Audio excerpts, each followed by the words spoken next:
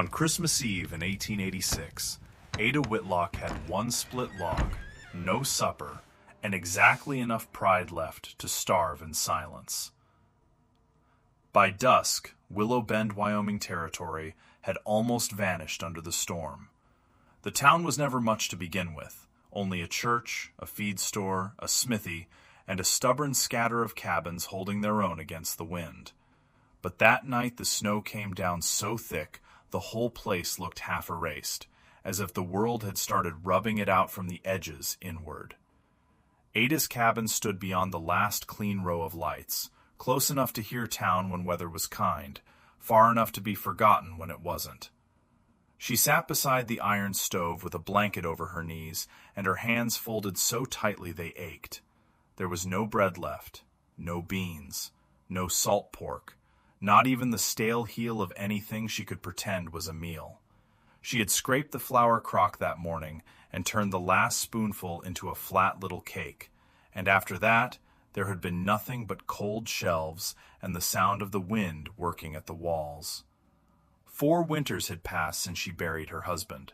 4 winters of selling off what could be spared, mending what could not, and answering every kind offer with the same straight-backed lie. I'm managing. The truth was sitting in front of her now. One split log, a stove that would go dark before the night was half done, and a decision she had kept postponing for 3 days, whether to pull on her coat, walk through the storm, and knock on somebody else's door before hunger made the choice for her. She had just leaned forward to feed the last log to the stove when the sound came. 3 measured raps, not frantic, not sloppy, not the kind a man made when trouble had outrun him to the door, just 3 patient knocks that sounded almost unnatural in weather like that. Ada froze. Nobody came to her cabin after dark. These days, hardly anybody came at all. The knocks came again. She rose, crossed the room, lifted the latch, and opened the door just enough to see through the blowing snow. The man on her porch was broad-shouldered and tall, with snow crusted white across his hat brim and the front of his coat. Behind him stood a dark mare with her head lowered against the wind, reins looped around the rail. His gloves were wrapped around the crown of his hat, as if even standing on a stranger's porch, he meant to take up as little space as possible. When he looked at Ada, his eyes were gray and steady. Not soft, not dangerous, just tired in a way that seemed old. "Ma'am," he said. The cold had flattened his voice and stripped it rough. "Jonah Rourke. I was making for Flint Creek before the storm swallowed the road. If you've a roofed corner for the mare, I can sit out the night there and trouble you no further." Ada looked past him into the white dark. The wind shoved snow across the porch in hard little sheets. A mile out in that storm could kill a man who guessed wrong once. "No barn," Ada said. He nodded like he had expected no better from the world. "Then I thank you for opening the door." He started to settle his hat back on his head. "There's a wagon shelter along the south wall," Ada said before caution could stop her. "Ugly thing, but it will block the worst of the wind for your mare."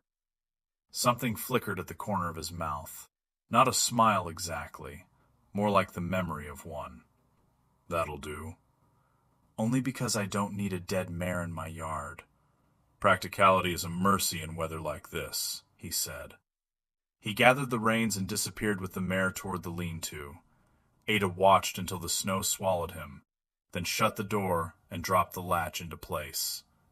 For a long moment she stayed there with one hand on the latch, hearing only the storm and the muffled sounds of leather, hooves, and a stranger doing his best not to intrude. Then she looked at the stove. Still dying, still empty-handed, still alone. She sat back down and tried, as she had become very skilled at trying, not to think about food.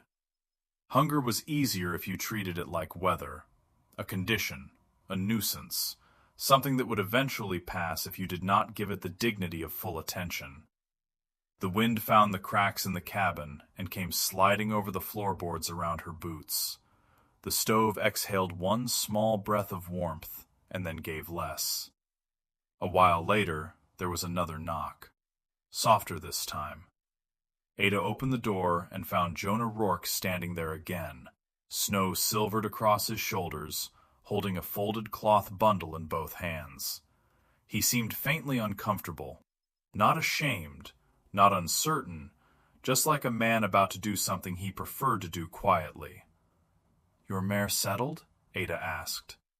"Better than I deserved." He glanced down at the bundle. "I travel with more food than sense." He held it out. "Thought this might spare your stove a little work tonight." "I've already eaten." The lie came out quick and clean. Habit had made it efficient. Jonah's gaze moved, only once, past her shoulder, to the dim stove, to the dark shelves, to the cold room that smelled like ashes and nothing else. He never said a word about any of it. He simply extended the bundle a little farther and said, "Then you won't need this till morning." It was such a gentle way to spare her that Ada felt something inside her give. She took the cloth. Inside was a piece of smoked trout, 2 biscuits, a twist of dried apples, and a small paper packet that smelled sharply, gloriously, of coffee. For a second she could not speak. "That is too much," she managed. "It isn't." The way he said it made clear he meant exactly what he said. To him, it really was not much at all. To Ada, it was the difference between getting through the night and not. The wind rose again behind him. The mare stamped once under the lean-to in the doorway. "Come in," she said. He hesitated. "You don't owe me that." "No," she said, "but if I let you freeze outside after you just handed me half your saddlebag, it'll bother my conscience more than your company will." That brought the first real smile to his face. Small, brief, enough to change it. He ducked inside. Without the coat and hat, Jonah looked less like weather and more like a man. He was still broad through the chest, still marked by long miles and outdoor work, but there was nothing polished about him except the quality of the things he owned. Good boots, good coat, a clean-lined revolver holster he never touched, and hands that belonged to somebody who used them. Ada warmed the trout in a blackened pan over the stove. They ate with their fingers because there was no point pretending to ceremony neither of them had. The biscuits were a little crushed from travel. They were also the best thing Ada had tasted in weeks. Neither one insulted the meal by talking too much around it. Only when the edge of hunger had lifted did Ada lean back in her chair and ask, "Flint Creek is a hard ride from here in decent weather. Why make for it on Christmas Eve?" Jonah turned the last piece of dried apple between his fingers. "Because I should have left sooner." It was not an answer, exactly, but it was honest enough to make Ada leave it alone for the moment. "You said Rourke." "That's right." "As in the Rourke horse place north of Red Basin." A faint look of surprise crossed his face. "You know it?" "I know of it. Most people west of the rail line do." "My father built it," Jonah said. "I keep it running." Ada took that in without comment, though it sharpened everything she had already noticed. The coat, the mare, the kind of quiet certainty money sometimes gave a man and grief sometimes took back out of him. A man who ran a spread like that had no business riding alone through a blizzard unless something mattered more than comfort. The fire steadied. Outside, the storm kept pressing its white shoulder against the cabin. After a while, Jonah asked, "Have you been in Willow Bend long?" 13 years. Always this far out? Since my husband wanted a piece of land nobody else thought worth the trouble. And was it? Worth the trouble? Ada looked toward the window where the snow had sealed up the glass. Some years, yes. Some years not. He died before the land had to answer for itself. Jonah lowered his eyes a little. "I'm sorry." "He has been gone 4 years," Ada said. "The ache doesn't leave. It just learns better manners."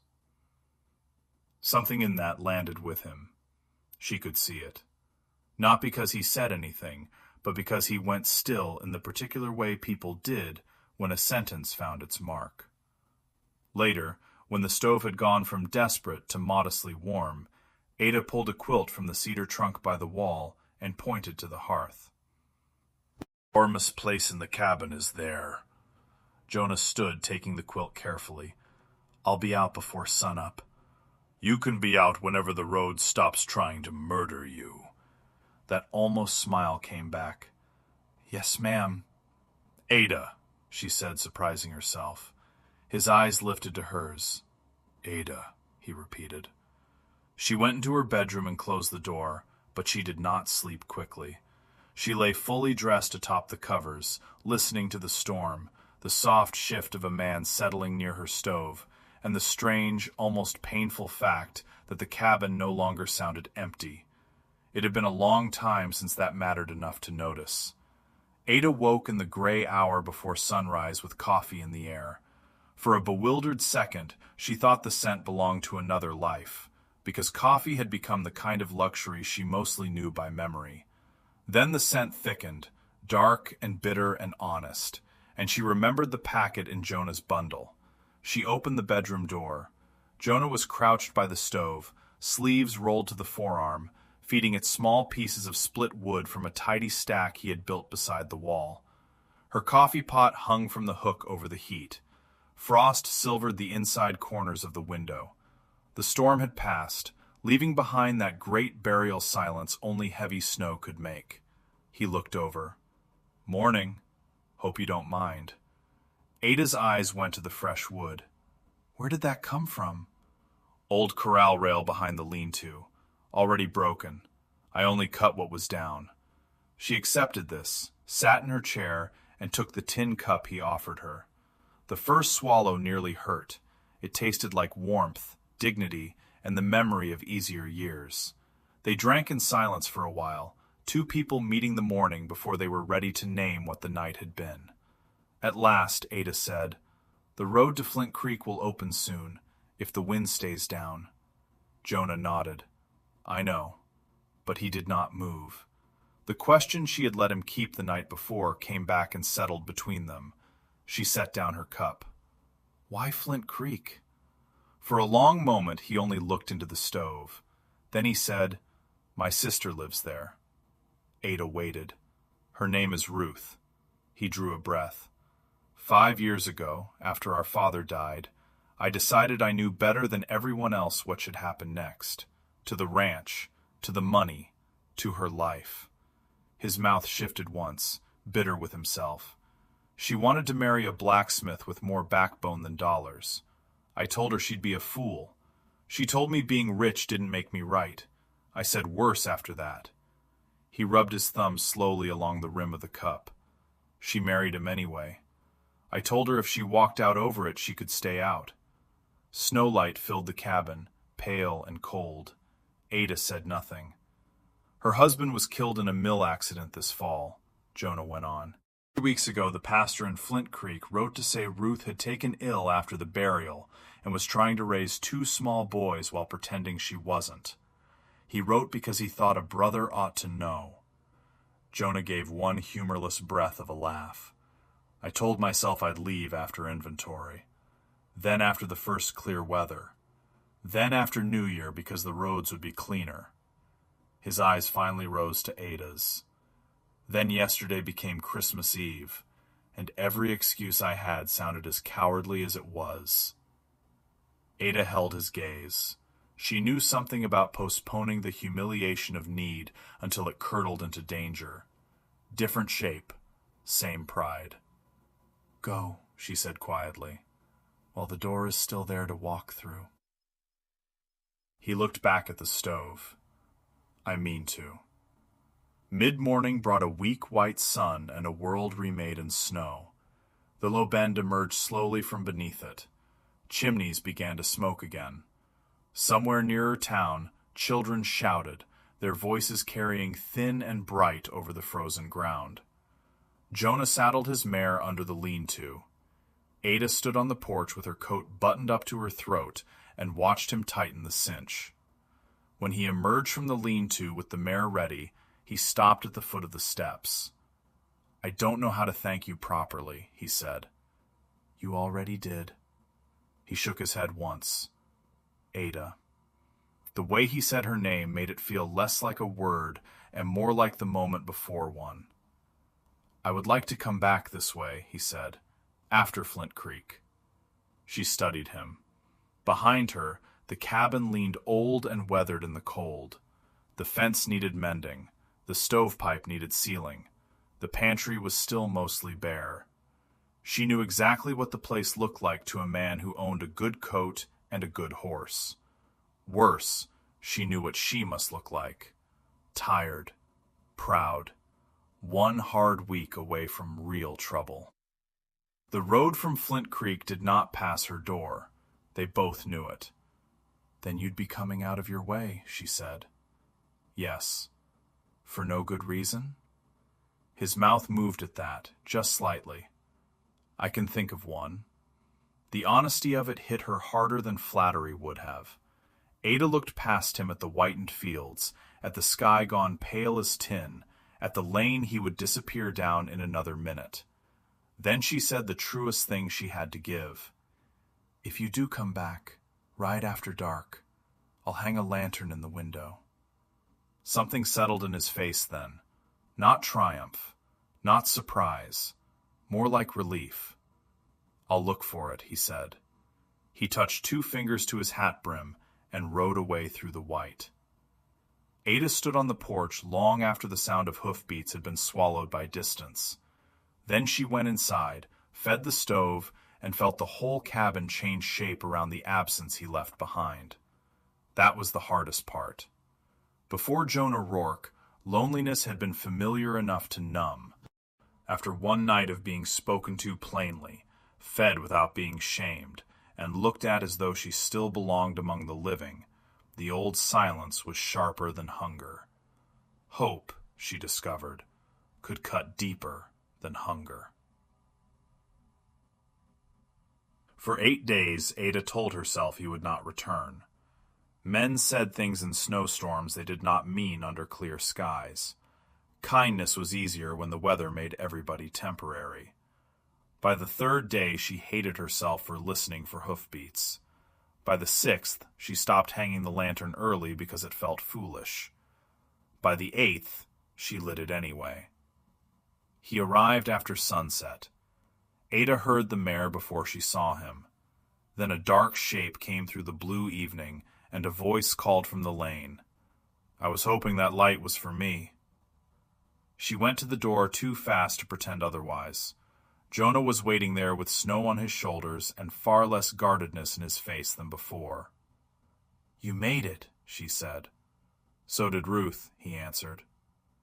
He told her by her stove that night how he had reached Flint Creek at dusk, found his sister, pale and furious and alive, and sat at her kitchen table until dawn, while 5 years of pride came apart between them. He said little about his own part, except the necessary truth. That he had been wrong. That she had known it. That forgiveness, when it came, had made him feel less absolved than responsible to do better. Then he glanced at the loose pane in Ada's window and said, with almost comic directness, "That glass is one good wind from breaking." Ada narrowed her eyes. "It has survived 3. It will not survive a 4th. The next afternoon, he replaced it. He came back 2 weeks later with a stove latch he claimed had been lying useless in the bunkhouse, and a sack of flour he insisted was payment for the fish pan he had accidentally scorched, though the pan had been scorched for years. In February, he brought fence wire. In March, he brought seed potatoes, and stayed long enough to help set posts where the north line sagged. Every time Ada objected, he accepted the objection with maddening calm, and then did what he had come to do anyway. Finally, one raw afternoon near the end of March, she set down the hammer she was using and looked at him across the fence line. You need to stop rescuing me. Jonah straightened slowly, gloves in one hand. His expression did not harden. It got more honest. Ada, he said, if I thought you needed rescuing, I would have insulted you the first night and probably never seen the inside of this cabin again. He stepped closer.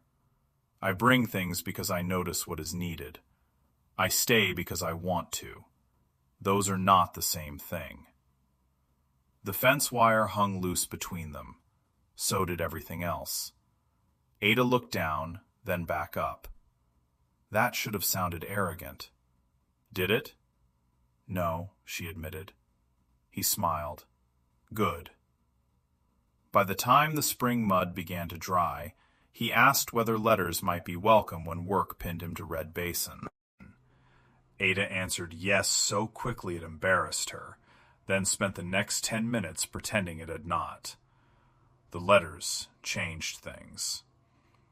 Not because they were grand, they weren't. Jonah did not write like a man trying to impress anyone.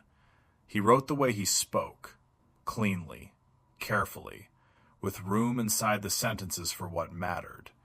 He told her when a mare foaled in sleet.